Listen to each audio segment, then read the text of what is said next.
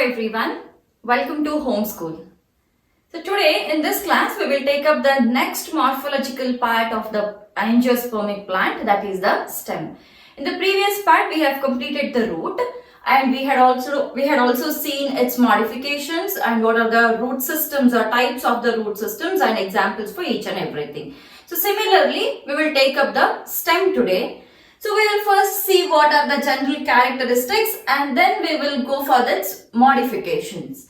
So we had seen one diagram wherein in case of the dicots, so there were two cotyledons and then this was radical and this was plumule. And this was all the cotyledonary node. So we will again start with this diagram only. We had seen that from the radical root originated and from the plumule the stem and the parts which are above the ground level or above the soil are originated from the plumule and the parts which are below the ground or inside the soil, so those are being originated from the radical. So very first character which we would like to see here is the stem originates from the plumule. It originates from plumule. Okay. Then second point is the stem has got nodes and internodes. So if this is a stem, it has got nodes and the internodes. Right. So nodes are the points from where the leaves and all other parts will originate, and internode is a space between two nodes. If this is node 1 and if this is node 2, this is node 3, this is node 4 and this is node 5, then these spaces from here to here will be the internodes. So internode is a space between two nodes. So the stem exhibits or the stem shows internodes and the nodes are the place from where the leaves actually originate. Fine. So they have nodes and internodes. They have nodes and internodes. Then moving to the types of the position of the stem. The stem can be aerial. So as usually we see, that is aerial means the stem which is above the ground level. So if this is the soil layer, the one which is above it, so this stem we call it as the aerial stem. So usually we see all the trees and all the stem is above the ground. So that is the aerial stem. And sometimes it can be subaerial. It can be subaerial. So what do you mean by subaerial? Subaerial is a stem wherein the stem is not completely above the ground level, or in other terms you can say that the stem is almost to the surface level. So for example, we see the creepers. So creepers are not usually, they are not grown to the heights. So they are usually attached to the surface of the soil. So such stems wherein they are to the surface level or just below the surface level. Sometimes a few plants will be below the surface level and then they come above the surface level and then they go below the surface level and then they come above the surface level. So even that also we take it as the subaerial. So subaerial is an intermediate position between the aerial and the underground stem. So first one is aerial, second one is subaerial, and third one is underground. Underground. So underground is completely, the stem part is below the soil, below the layers of the soil, and a good example for the underground stem is the onions. So onion bulb which is edible usually, we're not speaking about the leaves there. So if you see a spring onion plant, so in that case the bulb is below the ground level or below the soil, even the roots, and then the part which is above, the aerial part is only the leaf, the green leaves we can see above the soil, which carry out the photosynthesis, and the bulb or the stem which is present, so that is actually the onion, the onion which we eat, which is edible, so that is a stem actually, which is a modified stem, and we call that as a bulb. Anyways, that we'll see in the modifications. So the stem can be aerial stem, it can be subaerial stem, and it can be underground stem. And another important point about the stem is they are negatively geotropic. They are negatively geotropic. And they are positively phototropic. They are positively phototropic. So what do you mean by this geotropic or geotropism and phototropic or phototropism? So usually, though there are underground stem, those are the modifications, but generally when you see a stem in a general characteristics, so most of the times the stem is aerial, that is it is growing up, it is growing towards or it is growing against the earth level. So earth is usually, so we have to go downwards. If it is downwards towards the earth, then it is positive. So this is the surface of the soil and this is the earth, or this is the towards earth and against the earth. So the growth of the stem is against the earth. Geotropism. Geo is the soil, the layer of the earth, and trophic or tropism is the growth. So it is growing against the earth or against the soil surface, hence we call it as a negative growth. And as well as phototropism. Photo is as good as sunlight, and again the tropic or tropism is the growth. The stem is growing towards the sunlight. So the stem which is underground is actually not carrying the photosynthesis, because it is just a modification. It is not a true stem here. Whereas a true stem is the one which is actually carrying the photosynthesis, and it is bearing the leaves to carry the photosynthesis. So the stem is usually positively phototropic, because if it is growing this way, then we call it as negatively phototropic. But here it is not growing this way. It is growing towards the sunlight. So it is positively phototropic and negatively geotropic. Then another important characteristic is the stem usually show branching. Stem show branching. When it comes to branching, we can see two types of branching in the stems. One is a dichotomous branching, other one is the lateral branching.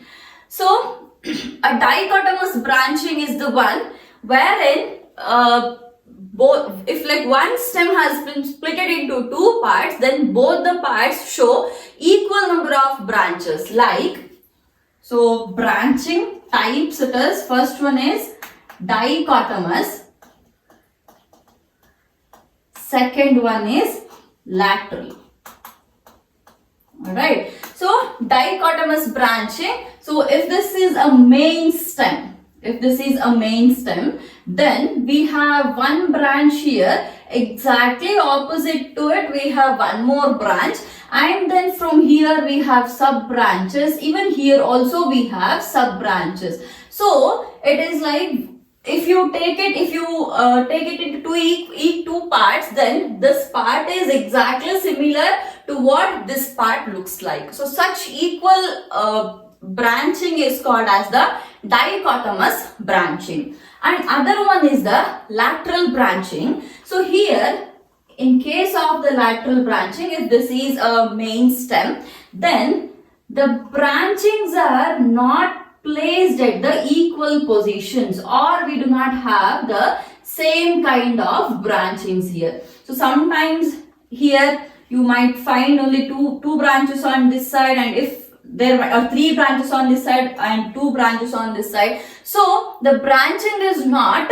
equal here, or the right side of the plant and the left side, or right plane of the plant and left plane of the plant are not similar or not equal here.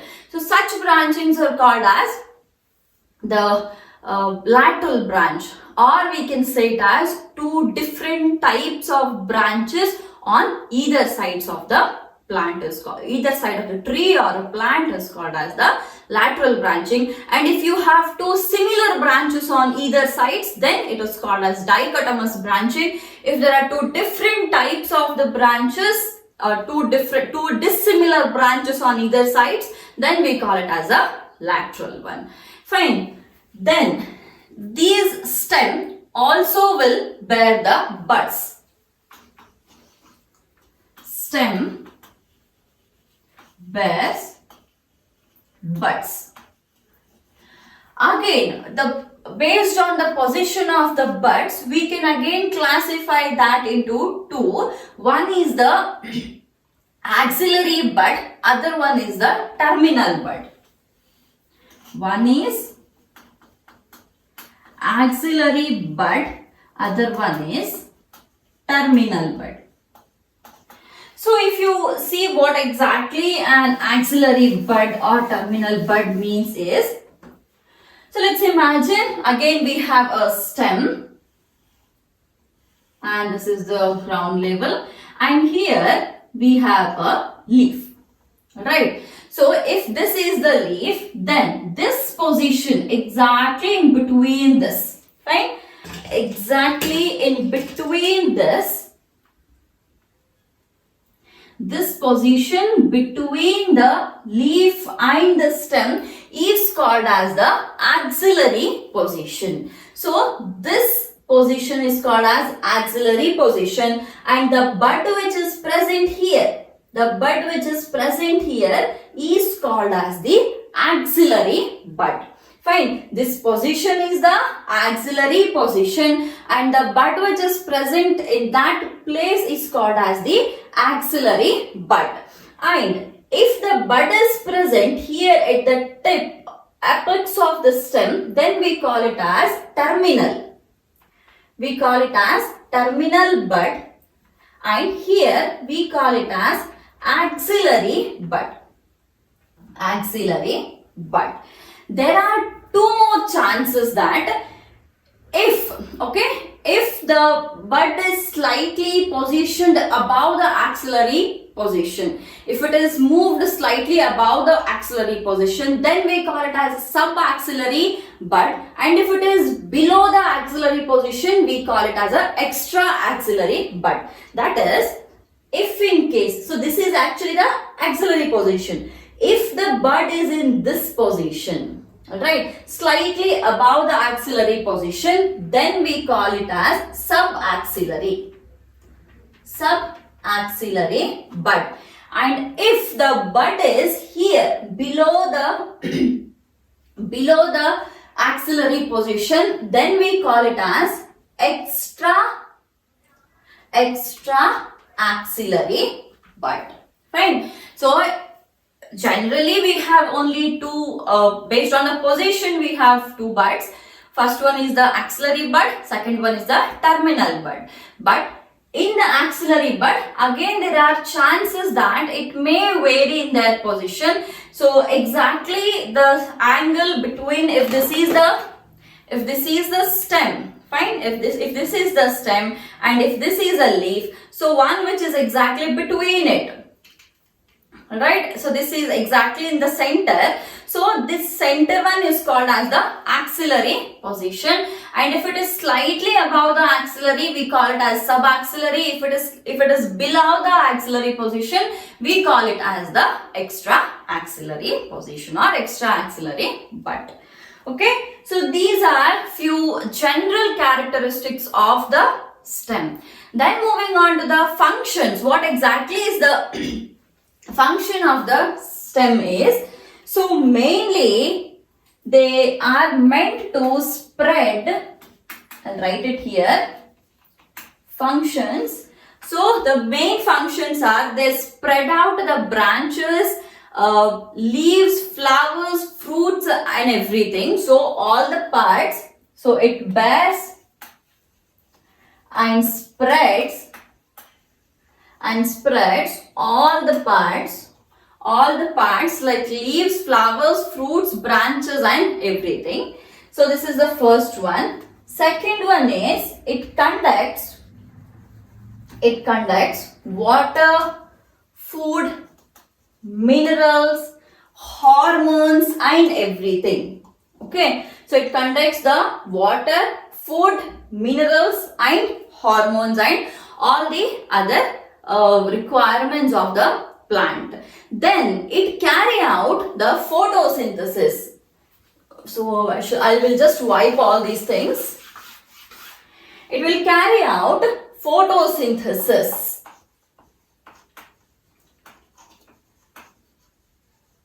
Then fourth one, it usually stores the food, it supports the plant and it also provides the protection.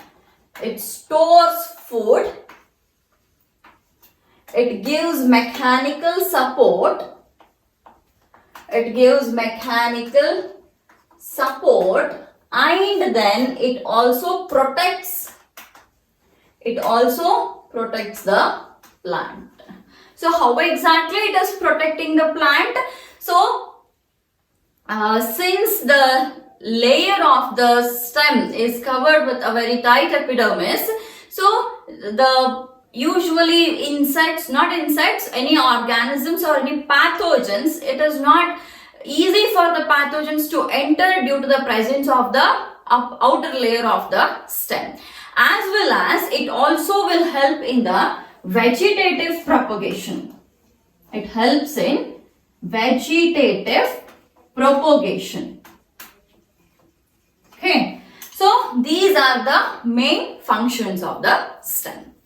So now next we will move on to the modifications of the stem. So we have seen that there are three types. One is aerial, other one is subaerial and then it is underground. There are three types of the stems. And we will see the modification for each stem. We will see the modification for underground stem, for the subaerial and then the aerial. So we'll go from the bottom to the top. So first we'll see the underground modification. So all the modifications of the underground stem.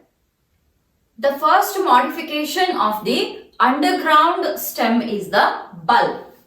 The first one is bulb.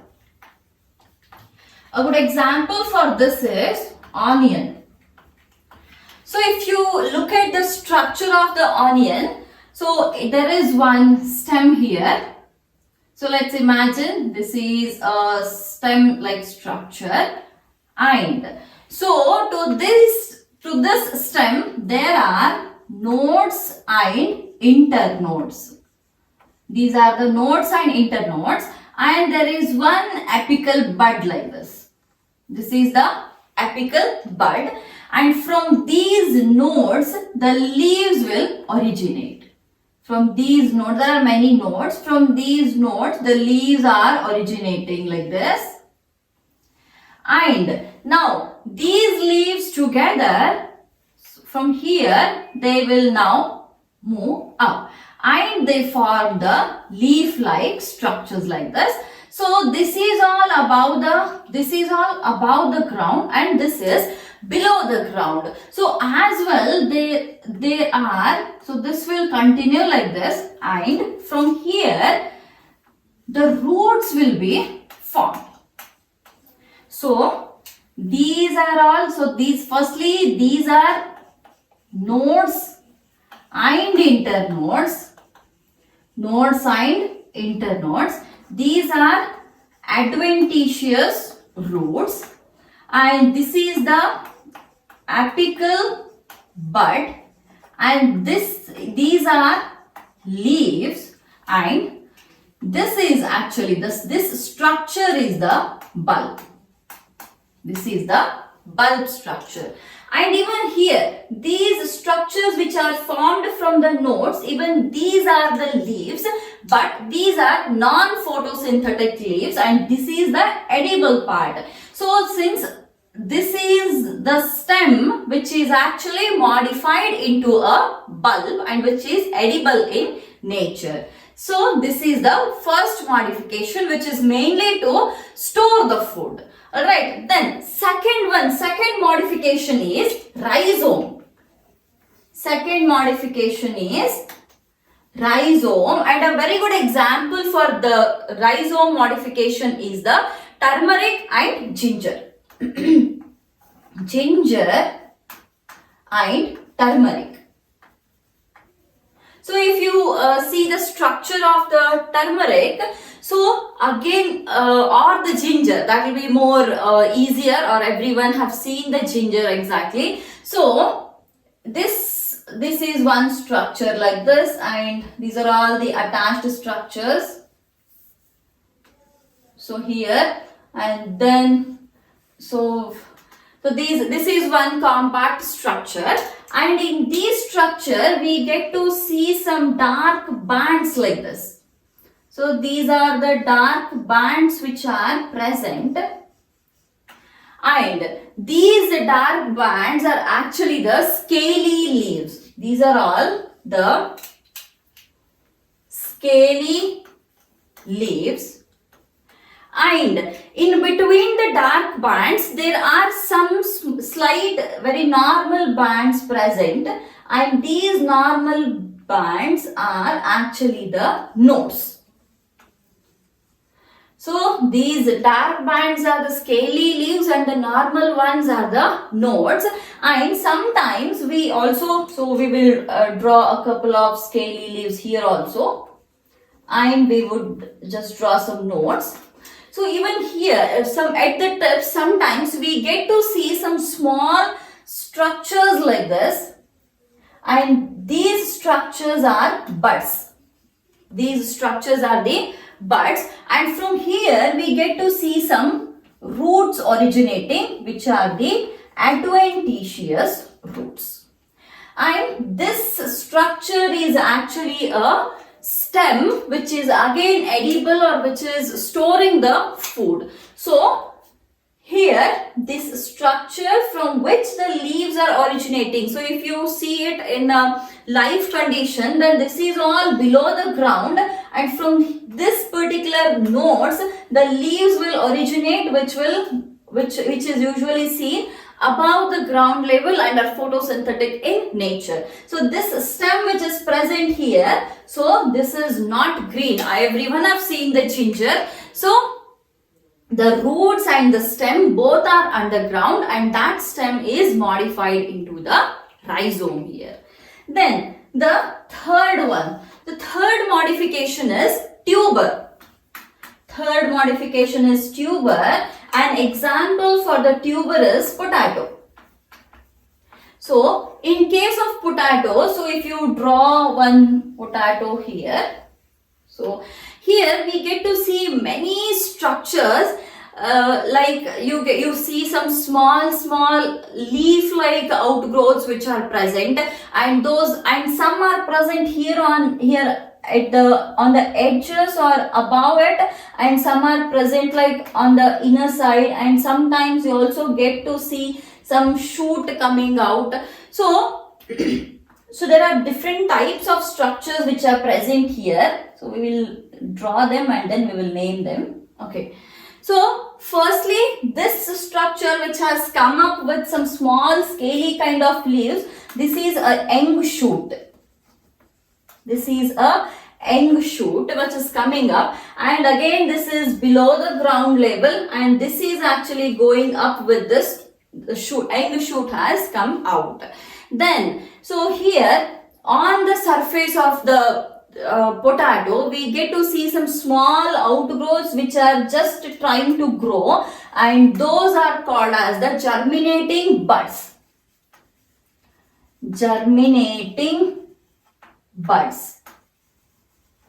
Then on the surface of the potato, so we also see some scaly structures which are the nodes. Those are the node structure, and here you get to see some small hairy outgrowths which are the adventitious roots. Right. What are adventitious roots? The roots which originate from any other part of the plant other than the radicle. So here it is originating from the stem, hence we call them as the adventitious roots here. Fine. Now again, this is the edible part in the plant, in the potato plant. So this is the edible part. Stem is edible.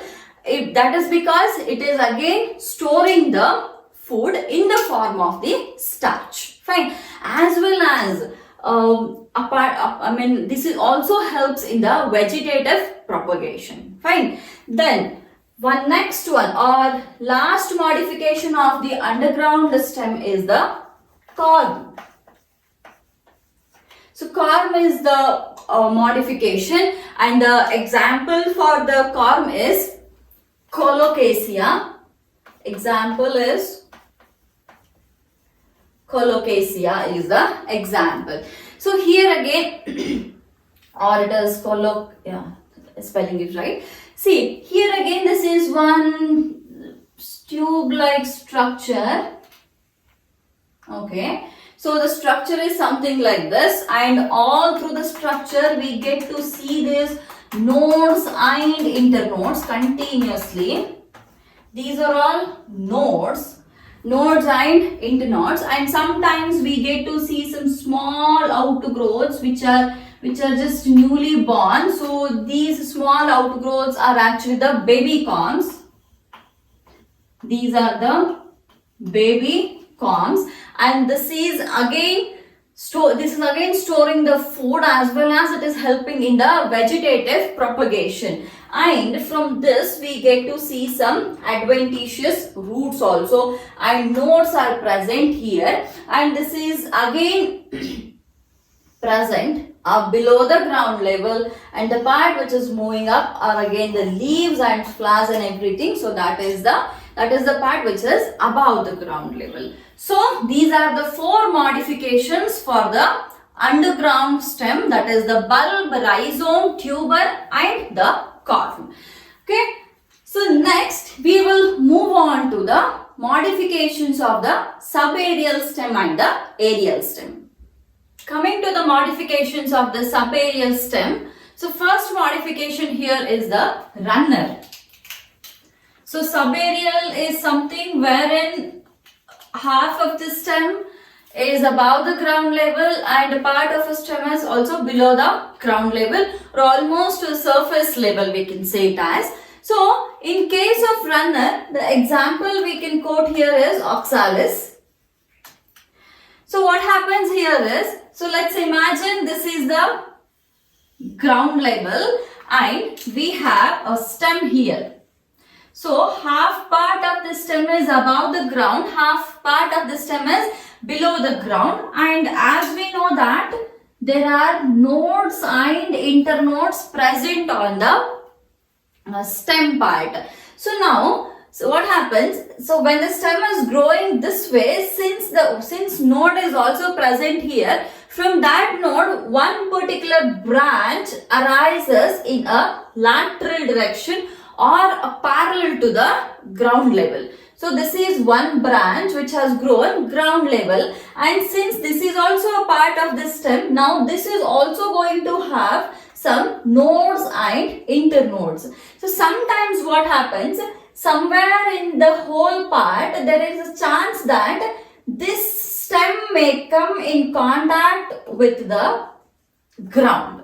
So if the place where the stem comes in contact with the ground, there again that node develops into another stem, and again it will also give one lateral branch like this. So from the part which is below the ground level, we get to see the adventitious roots, and from the part which is above the ground level, from here we get to see the leaves.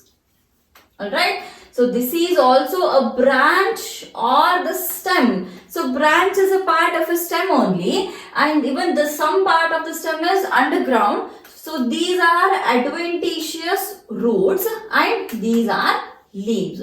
So modification, this is a normal stem, alright, this is a normal stem. The modification here is this particular lateral branch or the parallel branch which is called as the runner, fine. So this is the first modification, example is oxalis. Then coming to the second modification, that is offset. The second modification is offset.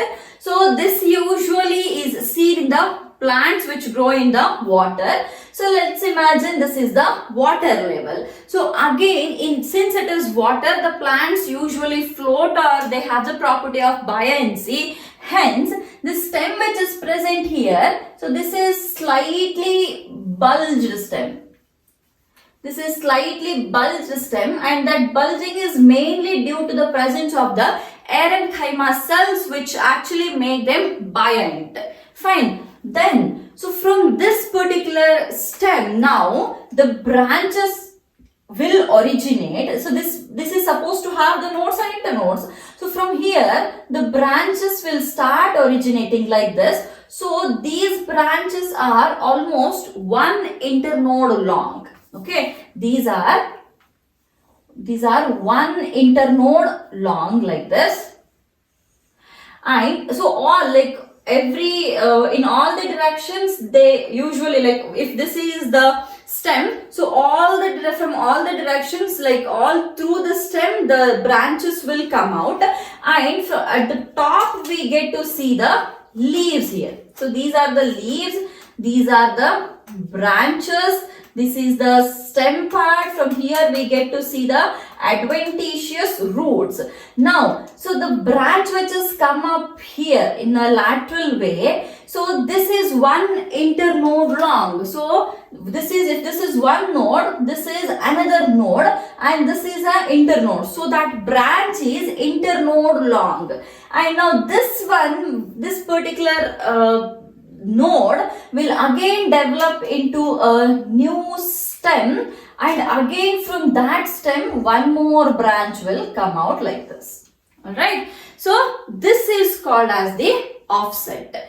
And we have the bulged branches or very thick branches or bulged branches and bulged stem. That is mainly due to the presence of the parenchymatous cells in it. Then third one is stolon. It is stolon.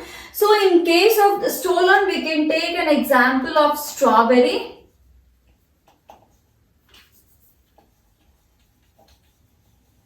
So example is strawberry, and in case of offset, the example is pistia. So pistia is the example. So here, in case of stolon, so again, let's write the ground level. So what happens here is, so this is stem, half part is above the ground and a small part is below the ground. So in case of the stolon, what happens? So there are nodes and internodes. From the node, the stem arises. Fine, the stem arises, slightly it is underground and then it moves above the ground level. And again it touches the ground. When it touches the ground, there again it is forming the stem. I mean the node which is touching the ground, that is developing into one more stem. And again here also there are nodes and internodes. From this node again one small branch is coming out, and again that is coming. So this goes on. Fine. So here the stem, a small part of a stem which is below the ground level is having nodes and internodes. So from one of the node, now the branch originates which is oblique. Now that is going oblique and it is crossing, or it is going above the ground level, and then it is touching back the ground level at some particular point, and the node which touches the ground level there, so that develops into one more stem or one more branch, and from here we get to see the adventitious roots, and then other parts are present here. Fine, this is the stolon. Then the fourth one is the sucker. Fourth one is sucker. An example for sucker is mint. Okay, so how I exactly this almost stolon and suckers, they have the same characteristics, but the slight difference here is, let's imagine again this is the ground level and we have a stem which is slightly above the ground and below the ground, and as usual there are nodes and internodes. So here the branches are originating fine, but from this node one branch will originate and it is almost below the ground level only. Somewhere it just crosses slightly, fine. It touches the ground. It touches the ground, and here all through this there are nodes and internodes continuously. So one node which touches the ground here, so that will again develop into one stem like structure. And on this stem again we have nodes and internodes. So from here again the next branch comes out, somewhere it again touches. So this goes on. So here what happens in case of stolon, a small part is inside the ground level and remaining part is outside the ground level. But here what is happening, most of the part, that lateral branch is inside the ground level only and a small part is coming out of the ground level. So this is the sucker, and again here we have the adventitious roots, and the remaining part, that is like leaves and everything, are the shoot is present here, right? So these are the modifications of the subaerial stem. Then moving on to the modifications of the aerial stem now. On to the modifications of the aerial stem, which is otherwise also called as epiterinian stem. The aerial stem is also called as the epiterinian stems. So here the first modification which we will see here is about the tendrils or stem tendrils. The first one is stem tendril, and a very good example for this is vitis. Vitis is an example for this. So what happens in case of stem tendril is, so let's imagine we have one disease, we are speaking about the aerial. So most of the parts are above the ground level. So here there is a stem and then we have a leaf. So we know that this position is actually the axial position. So between this is the axial position. So instead of a bud being here, so the bud which is present, that bud is supposed to give rise to a stem or a shoot structure. Now the bud, instead of giving to a shoot, it is giving rise to one tendril here.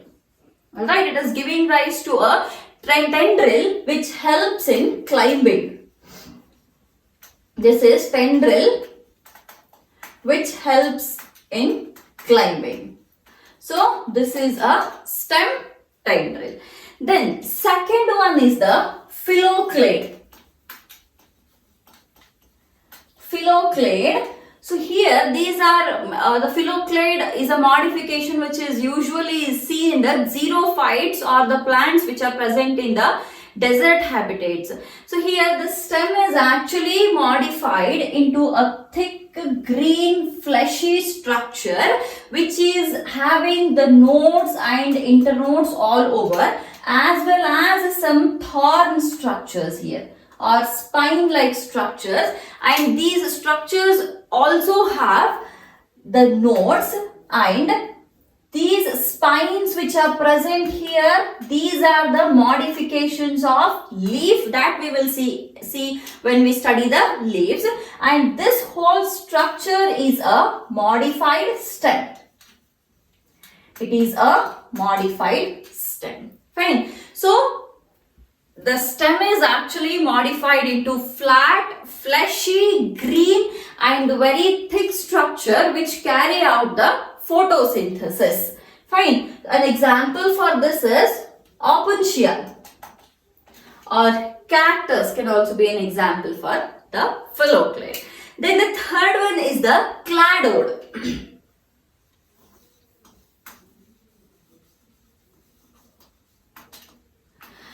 So in case of cladode, what happens? So again we have a stem like structure here, and then we have a leaf. Or we will take it this way. So we will just to draw one long structure. Now I'll draw one scaly leaf-like structure here. Okay. So this is one scaly leaf-like structure. So from this scaly leaf-like structure, the branches will originate like this. So we will just extend it a bit more. Fine, then we will see one more scaly leaf-like structure. Again on this, we see some branches originating. Fine, so this is a cladoid structure, and an example for this is asparagus. It is asparagus is the example. So here, so the branches are actually very thick in nature, and these are all the modified or long modified stems. Fine. So this is the third modification. Then moving on to the fourth modification, that is the thorns. So I guess everyone have seen one or the other citrus plant. You can take example of a lemon plant, fine, or a lemon tree. So lemon tree is almost full of the thorns, isn't it? So if you see a lemon tree properly, if this is the stem and if this is a leaf, so the axillary position, this position is supposed to have a bud, and that bud is supposed to give rise to a shoot or a stem part. But instead of that, that bud is developing into a thorn here. That bud is getting developed into a thorn-like structure. So this is the modification here is the bud, instead of developing into a stem or a shoot, it is developed into the thorn here. So that is the modification. Fine. Then last one is the bulbil.